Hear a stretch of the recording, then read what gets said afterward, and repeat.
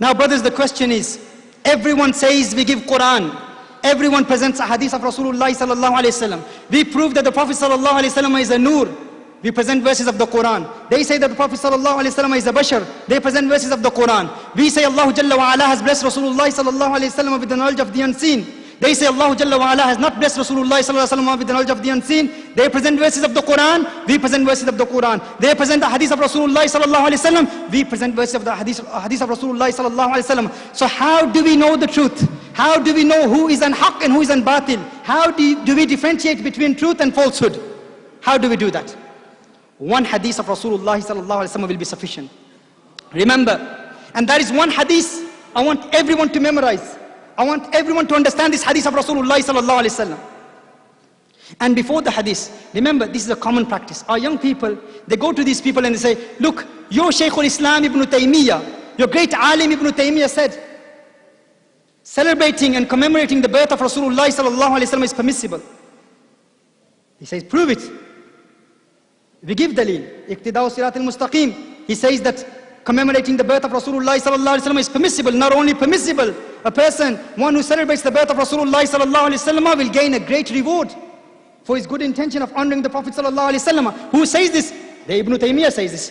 Do you know when we say that? We say, look, your Shaykhul Islam, one of your greatest scholars says, commemorating the birth of Rasulullah sallallahu alaihi wasallam is permissible.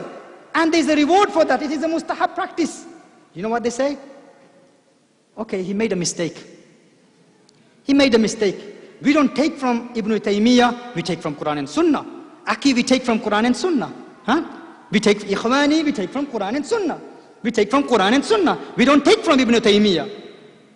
Now, that impresses a lot of people. A lot of young people, they get impressed. Subhanallah, our ulama say Quran, Sunnah, and ulama. And these people, they don't even give the opinions of ulama. They say only Quran and Sunnah. If their statement, if the qawl of the alim contradicts the hadith, they say we don't take from the alim. Now that is a great deception. That is a great deception of these people. How is this a great deception?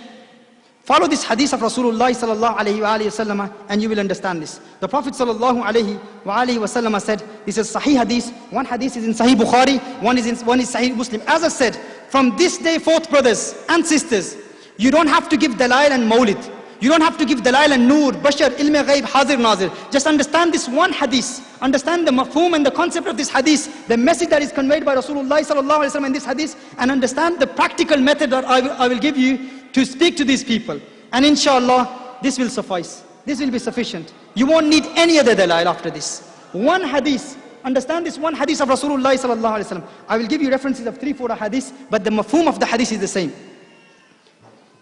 The Prophet sallallahu alayhi wa sallam said, عن معاوية رضي الله تعالى عنه قال سمعت النبي صلى الله عليه وسلم يقول لا يزال من أمتي أمة قائمة بأمر الله لا يضرهم من خذلهم ولا من خالفهم حتى يأتيهم أمر الله وهم على ذلك متفق عليه صحيح البخاري كتاب المناقب صحيح المسلم كتاب الإمارة. That's the one hadith of Rasulullah sallallahu alayhi wa sallam. Second hadith, that is in At-Tirmidhi, لا يزال طائفة من أمتي منصورين لا يضرهم من خذلهم حتى تقوم الساعة. Imam At-Tirmidhi narrates this. And again, Imam Hakim says that this hadith is sahih. Third hadith, Sayyidina Umar radiyallahu ta'ala narrates, قال رسول الله صلى الله عليه وسلم لا تزال طائفة من أمتي ظاهرين على الحق حتى تقوم الساعة. رواه الحاكم في المستدرك وقال هذا صحيح الإسناد. Imam Hakim says that this hadith is sahih. What is the meaning of this hadith? The Prophet sallallahu alayhi wa sallam said, a group in my ummah will always remain on haqq.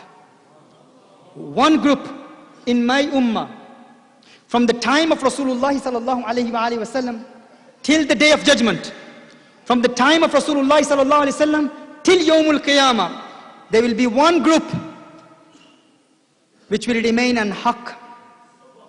They will be the people of Jannah.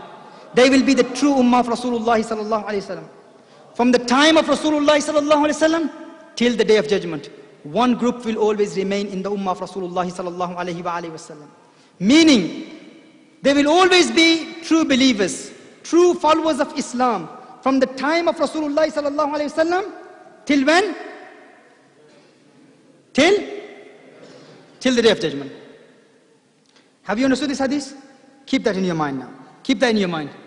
There will always remain a group of people in the ummah of Rasulullah sallallahu alayhi wasallam from the time of Rasulullah sallallahu alayhi wasallam till the day of judgment. And they will be an haqq. Hadith of Rasulullah sallallahu alayhi wasallam. Okay. If someone says to you, I do not believe in Mawlid, I do not believe in commemorating the birth of Rasulullah sallallahu alayhi wasallam, I do not believe in ilmul ghaib, I do not believe in the nur of Rasulullah sallallahu alayhi wasallam, I do not believe in tawassul. Ask them, what is your belief about Ahlul Sunnati wal Jama'ah? Why do you think that I am a deviant? Why do you think that I am from the people of Bid'ah? What are the reasons? Say that, write it on a piece of paper. Get him to write it on a piece of paper. What are the reasons? He will say, Mawlidun Nabi sallallahu alayhi wasallam. You believe in commemorating the birth of Rasulullah sallallahu alayhi wasallam, therefore you are a deviant.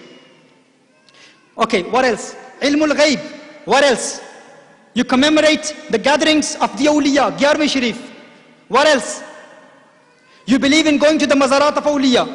Other than that, you believe in tawassul, you believe in tabarruk, you believe in ta'weez. Okay, write them all. He's given you a list of things, and make sure you get them to write it down on a piece of paper. That's a necessity, because these people, if they don't write it, then they will deny it. They will do that. They have a habit of doing this. So don't take the headache, give them the headache. Say, you write it. Write everything, every single aqidah for which you believe that I am a deviant, I am bad aqidah. Write it. He will give you a list of 12, 13 things. He will give you a list of 12, 13 things. He will say, these are the things. Say to him, okay, if I believe in all of these, on the basis of this, I am a mubtadi'. Yes, you're a mubtadi'. Mubtadi' means bid'ati. You're a deviant on the basis of this. Say to him, okay, if that's the case, what if I don't believe in everything else? I don't believe in ilmul ghaib, I do not believe in the nur of the Prophet sallallahu alaihi wasallam, I do not believe in commemorating the birth of Rasulullah sallallahu alaihi wasallam, I do not believe in any of these things, but there's only one thing I believe in, and that is Mawlidun Nabi sallallahu alaihi wasallam. Say that he says, I do not believe in any of these things, but one thing. What is that one thing? Celebrating the birth of Rasulullah sallallahu alaihi wasallam. What is your fatwa about me? What is your verdict about me? Do you understand this? Make a list of things and say, okay, in everything else, if I agree with you, if I agree with you in everything else, but there's one thing that I disagree with you, I believe that celebrating the birth of Rasulullah sallallahu alaihi wasallam is permissible. What do you say about me? Do I belong to your sect? Do I belong to your group? Do you know what answer he will give? He will say, well, if there's a cup of milk, pure clean milk, and you put one drop of wine in it, it will all become impure. So since you have one aqidah, which is misguidance, commemorating the birth of Rasulullah sallallahu alaihi wasallam, therefore you are a bid'ati. That is the fatwa. That is the opinion. That is the aqidah. That is what they believe in. Yes? Meaning, if even you believe in one thing, which according to them is deviance, on the basis of that, they will call you a bid'ati. All of the ulama will agree on that. Each and every alim, every scholar of theirs agrees on that. Yes? That if you believe in Mawlid, you're a bid'ati. Say, okay, if I say Mawlid is impermissible, alayazu billah, for example, but if I say, I believe tawassul is permissible, mediation of the prophets, I believe the barakah or tabarruk is permissible, I'm with you in everything else, but only one thing. Again, his answer will be the same. What will he say? He will say, you're a bid'ati, you're a mubtadi', even though you agree with me in everything else, but one thing will make you a bid'ati. Is that clear? Do you understand this? Once you've given this example, then say to him, Ibn Taymiyyah says, celebrating the birth of Rasulullah sallallahu alaihi wasallam is permissible. Qazi Shawkani is one of your scholars. He says, tawassul is permissible. Imam Bukhari, you claim that he is one of your scholars. Fiqh al-Bukhari fi tarajumihi. The fiqh of Imam Bukhari is in tarjama, in the headings, the titles of the chapters of Bukhari. And he's made titles, Babu man ista'ana bid-du'afai wa salihin, chapter of those who seek help from weak people and the awliya and salihin. So Imam Bukhari believes in the permissibility of seeking help from other than Allah. So give him one thing. Say, your Ibn Taymiyyah says this. What is your opinion about Ibn Taymiyyah? You know the answer they will give? he will say, you know, go and study our manhaj, brother. Study our manhaj. Our manhaj is that even if our ulama, they go against Quran and Sunnah, we don't take from our ulama, we take from Quran and Sunnah. That's the answer they will give. And this is a big deception, and this impresses a lot of young people. A lot of young people think, wow, amazing, subhanallah, our ulama give Quran, Sunnah, and the opinions of ulama. These people don't even care about the ulama. They take from Quran and Sunnah. That's a deception. That's a great deception. They're deceiving you. What will you say then? You will say, in Quran and Sunnah, you have presented many verses of the Quran. I have presented many verses of the Quran. You have presented many hadiths of the Prophet ﷺ. I have presented many hadiths of the Prophet ﷺ. But there's no solution. You still believe the Mawlid is impermissible. We still believe that Mawlid is permissible. It's mustahab. So we cannot come to an agreement. Now what is the next thing? The next thing is that the Prophet ﷺ has said, a group from my ummah will always remain in haqq from the time of Rasulullah ﷺ till the day of judgment. Where is that group? Show me that group according to your aqidah. Where is that ummah? The Prophet ﷺ said, ummah. There will be ummah, a group from my ummah that will always remain in haqq from the time of Rasulullah ﷺ till the day of judgment. According to your creed, show me one person in the history of Islam who believes in everything that you believe in. Not one or two things. They will say, no, Ibn Taymiyyah believes that Allah is on the throne. Say that is one thing. Everything that you believe in today, present one example in the history of Islam, because Quran and Sunnah is not enough. Allah says in the Quran, يُضِلُّ بِهِ كَثِيرًا وَيَحْدِي بِهِ كَثِيرًا. This Quran guides and it also misguides. The Quran will also misguide you. Allah Jalla wa Ala mentioned, this is the Quran saying that, يُضِلُّ بِهِ كَثِيرًا وَيَحْدِي بِهِ كَثِيرًا. Many people are misguided by reading the Quran. The Qadiyaniyah, who prove that Mirza Ghulam Ahmad Qadiani is a prophet, they give dalil from the Quran. Alayyazu billah, their dalil is Quran. They give dalil from Quran. So Quran and Sunnah is not sufficient. If it was sufficient, then Allah would have said, Ihdina as-sirat al-mustaqim, sirat al-Qurani wa Sunnah. Did Allah say that sirat al-Qurani wa Sunnah? Allah says, Ihdina as-sirat al-mustaqim, sirat al-lazina an'amta alayhim. The path of those that you have favored. And who has he favored? The Quran says it is the awliya, it is the anbiya, it is the shuhada. So Quran and Sunnah, we have to believe in Quran and Sunnah. These are the two main sources of legislation in Islamic law. We believe in that, but it has to be supported by the companions of Rasulullah sallallahu alaihi wasallam. It has to be supported by the Salafus Salihin and the continuity of the Ummah, the tasalsul of the Ummah, the ijma of the Ummah. Because Rasulullah sallallahu alaihi wasallam said, a group of my Ummah from the time of Rasulullah sallallahu alaihi wasallam till the day of judgment will remain on haqq. You prove your existence in the history of Islam, and I will prove my existence in the history of Islam. Simple solution. You don't have to give dalil from Quran and Sunnah. Just remember one hadith of the Prophet ﷺ and say that you prove your existence from the time of Rasulullah ﷺ. By Allah, brothers, we can prove thousands of people from my time till the time of Rasulullah ﷺ. They cannot present a single person. A single person. They will not be able to present a single person. Why? Who do they have? Who do they have? Ibn Taymiyyah believes in the permissibility of commemorating the birth of Rasulullah sallallahu alaihi wasallam. Ibn Taymiyyah believes in tawassul. I'll give you hawala references to that. Ibn Kathir, Hafiz ibn Hajar al-Asqalani rahimahullah says that Ibn Kathir is one of the great scholars. He is the student of Ibn Taymiyyah. I have my opinion about Ibn Kathir based on the opinion of my Shaykh Manzoor Ahmad Faizi rahimahullah. He was very strict against Ibn Kathir. A lot of the ulama, they agree with the opinions of Ibn Kathir. But Ibn Kathir, they claim that he's one of the scholars. Hafiz ibn Hajar al-Asqalani rahimahullah says, Ibn Kathir wrote a book on Mawlidun Nabi sallallahu alayhi wa sallam. In that book, Hafiz ibn Kathir recommends commemorating the birth of Rasulullah sallallahu alayhi wa sallam. So what about him? They will present him, they say, we have Ibn Kathir, this is one of the scholars. He says, celebrating the birth of Rasulullah sallallahu alayhi wa sallam is permissible. Qazi Shawkani in Ad-Durr al-Nadid fi Ikhlasi Kalimat al-Tawheed, with the reference of Shaykh Izzuddin bin Abdus Salam, he says that tawassul is permissible. And also in Tuhfatul Zakirin, Qazi Shawkani is one of the great scholars. He says that tawassul is permissible. In Nailul Awtar, Qazi Shawkani says that there is a consensus of the ummah that the Prophet ﷺ is living in his qabr. So if I believe that Rasulullah ﷺ is hayya, if I believe that the Prophet ﷺ is alive, you say you're a bid'ati, you're a mubtadi, you're a bid'ati. Qazi Shawkani says this. No, he made a mistake. Say now, you can't just say that he made a mistake. Write it on a piece of paper that Qazi Shawkani is a bid'ati. Write it that he's a mubtadi. Write it that Ibn Taymiyyah is a mubtadi. Because of what he believes. If I believe in it, I'm a mubtadi. If he believes in it, he's still one of you. Asab Swani gaon kadi khadi si.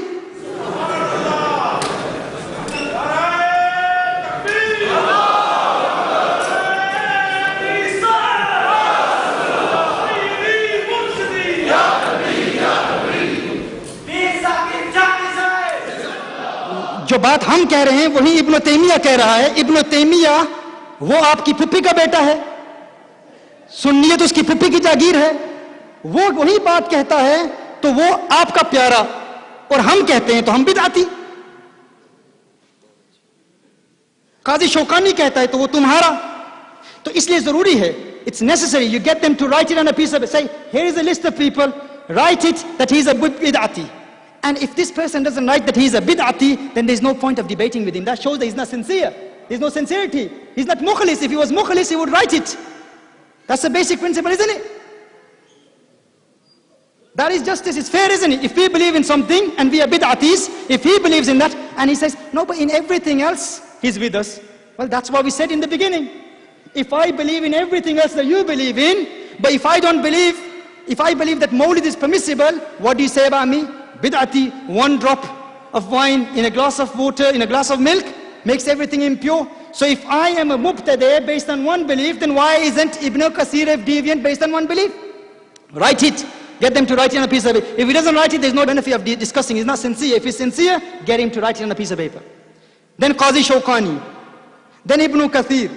Then Ibn Abdul Wahhab al-Najdi. Oh, I have a great scholar. Who is it? Shaykh Ibn Abdul Wahhab al-Najdi. That's one of their scholars. Ibn Abdul Wahhab, he wrote a letter, and in the letter he said that Muhammad Sulaiman has accused me of giving fatwas of kufr on the basis of tawassul. He says, Subhanaka haza buhtanun azimun. Ibn Abdul Wahhab says that this is a great accusation against me, that I have done takfir of those who believe in tawassul, meaning those who believe in tawassul are not mushrikun, are Muslims. If you're not a mushrik, then you are a Muslim. So he says, if you believe in tawassul, you're still a Muslim. Who is saying that? Ibn Abdul Wahhab. And if Ibn Abdul Wahhab is not with you, then who is with you? Who do you have? The Prophet ﷺ said, from the time of Rasulullah ﷺ till the day of judgment, a great group in my ummah will remain on haqq. Where is that group? Prove that group. Prove your existence in the past. Prove it. Who do you have? And I will prove mine. I will come to that inshallah. Hafiz ibn Kathir also believes in the wasila of Rasulullah sallallahu alayhi wa sallam mentioned in Al-Bidayah wa Nihaya. One of the great scholars, so they say, but we take from Bukhari. He may say, we take from Imam Bukhari. Okay, you take from Imam Bukhari. I gave one reference of Imam Bukhari, in which Imam Bukhari believes in the permissibility of seeking help from other than Allah. He believes in isti'ana. Iyyaka na'budu wa iyyaka nasta'in. We only seek help from you. Oh Allah, we only seek help from you. Then what does Imam Bukhari say? Babu man ista'ana bid-du'afai was-salihina fil harb. The chapter of those who seek help from awliya Allah. Du'afa, weak people, and the people of Allah. So Imam Bukhari, according to your fatwa, would be a mushrik alayyazu billah. And then taqleed, you follow imams. How can you follow imams? It is shirk to follow imams. It is shirk. You made your imam a sharik of Allah. One of their great scholar, Nawab Siddiq Hassan Bhopali, is one of the great alim in Abjadul Ulum. He says Imam Bukhari was a Shafi'i. He says Imam Bukhari was a Shafi'i. Imam Bukhari was a muqallid of Imam Shafi'i rahimahullah. Alama Tajuddin Subki rahimahullah has mentioned Imam Bukhari in the list of ulama who belong to the Shafi'i school. Imam Tajuddin Subki says that Imam Bukhari is a Shafi'i. So Imam Bukhari is a Shafi'i, and he is still from your group, from your school. And if I am a Hanafi, I'm a bid'ati. If he does taqleed, he's not a bid'ati. If I do taqleed, I'm a bid'ati, alayyazu billah.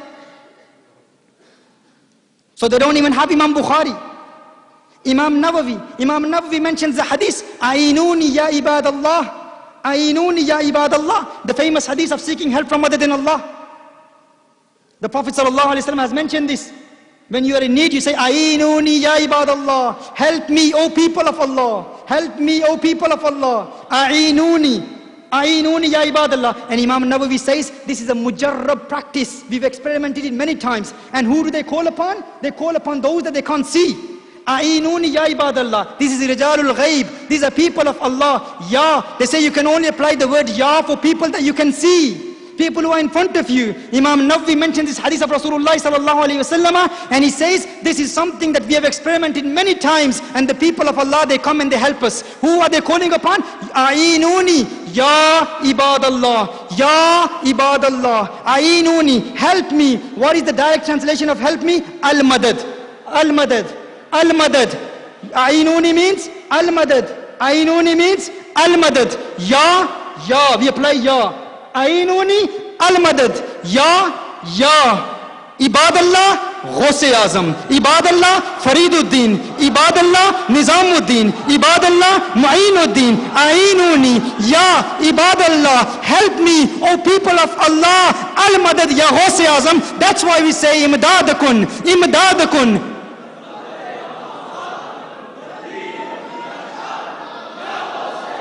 Dastagir.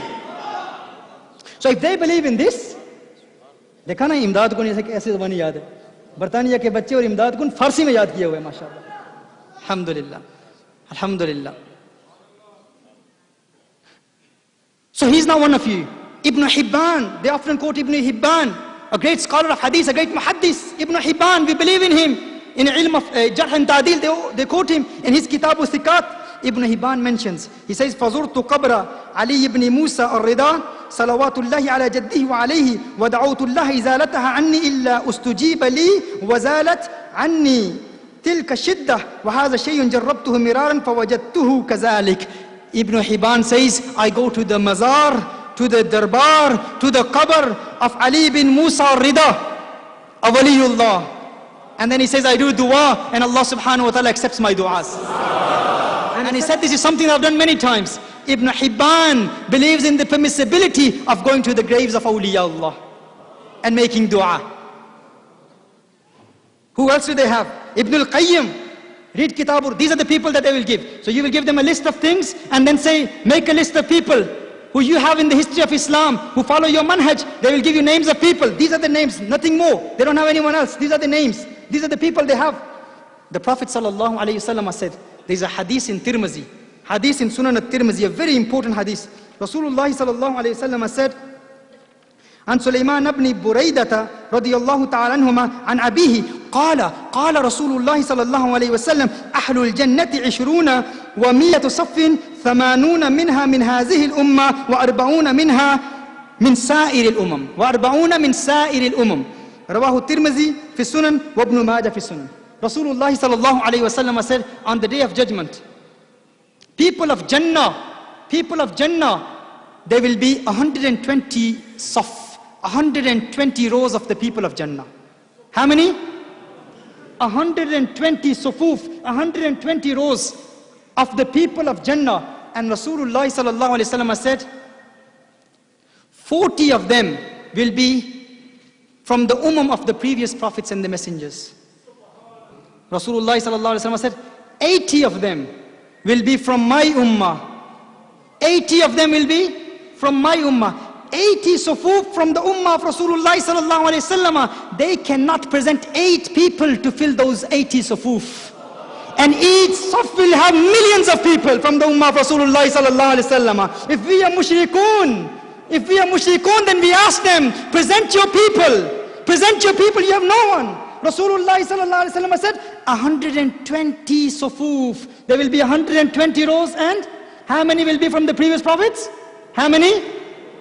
40, a very important hadith. 40 will be from the previous prophets, the nations of the previous prophets. 80 will be from the ummah of Rasulullah sallallahu alaihi wasallam. 80 sufuf, and each saf will have millions of people. These are the people of Jannah. People who will go to Jannah. This is a hadith of Rasulullah sallallahu alaihi wasallam. It is a sahih hadith. Imam Tirmidhi narrates that. They say, no. We follow Quran and Sunnah. No, this is a deception. You are trying to claim that Quran and Sunnah, Islam is that religion which was never implemented. There has never been a true Muslim in the history of Islam? Is that what you're trying to promote? There's never been a true Muslim? Islam has never been implemented? If you claim that Islam was implemented, then we ask you, give us someone in the history of Islam who believed in everything that you believe in. By Allah, in each time and era, from today till the time of Rasulullah sallallahu alaihi wasallam, they cannot give a single sanad going back to the Prophet sallallahu alaihi wasallam. And Rasulullah sallallahu alaihi wasallam said, a group from my ummah will remain from the time of Rasulullah sallallahu alaihi wasallam till the day of judgment, till Qiyamah. That is the solution given by Rasulullah sallallahu alaihi wasallam. Then the others who will say, oh, we have Sheikh Ashraf Ali Tahanwi, according to them, well, he's written a book, Nashrut Tib. He believes in the nur of Rasulullah sallallahu alayhi wasallam. Some will say, well, we don't believe in Mawlid, but we believe in Sheikh Ashraf Ali Tahanwi. According to them, their scholar, he is in our sanad. He believes in commemorating the birth of Rasulullah sallallahu alayhi wasallam. He's written a book on Miladun Nabi sallallahu alayhi wasallam. They will give Qasim Nanotwi. They say he's one of our scholars. This is another group now. They will mention these people. Well, he believes that Rasulullah sallallahu alayhi wasallam is living in his qabr. Do you know, we Ahlul Sunnah believe Rasulullah sallallahu alayhi wasallam's ruh departed from the body of Rasulullah sallallahu alayhi wasallam. Do you know, Qasim Nanotwi believes that Rasulullah sallallahu alayhi wasallam's ruh did not leave from the body. He says that Rasulullah sallallahu alayhi wasallam's ruh remained within the body. He says qabdur ruh means that ruh had spread in the body of Rasulullah sallallahu alayhi wasallam, and when the Prophet sallallahu alayhi wasallam tasted death, he said the ruh gathered in the heart. He said that is the maut of Rasulullah sallallahu alayhi wasallam. He said that is how Rasulullah sallallahu alayhi wasallam tasted death. According to Qasim Nanotwi, one of the great scholars, he says the ruh did not leave the body. What happened to the ruh? According to him, he said the ruh was spread in the body, then it gathered in the heart of Rasulullah sallallahu alaihi wasallam, and then that is how the Prophet sallallahu alaihi wasallam tasted death, and after tasting death, the ruh spread again in the body. And that was life of Rasulullah sallallahu alaihi wasallam. Our ulama say this is a bid'ah. Imam Ahmad Riza says this is a bid'ah. Imam Ahmad Riza says you have to believe that the ruh has to leave the body. Kullu nafsin za'iqatul maut. He says no one in the ummah has ever claimed what Qasim not to be claimed. So they believe in the life of Rasulullah sallallahu alaihi wasallam more than our belief. And they have a strange belief about the life of Rasulullah sallallahu alaihi wasallam. So would you give a fatwa of kufr upon him? The same is the case of Haji Imdadullah Muhajir Makki rahimahullah, is one of our ulama. He believed in commemorating the birth of Rasulullah sallallahu alaihi wasallam. Rashid Ahmad Gango, he believed in the nur of Rasulullah sallallahu alaihi wasallam. Who do you have?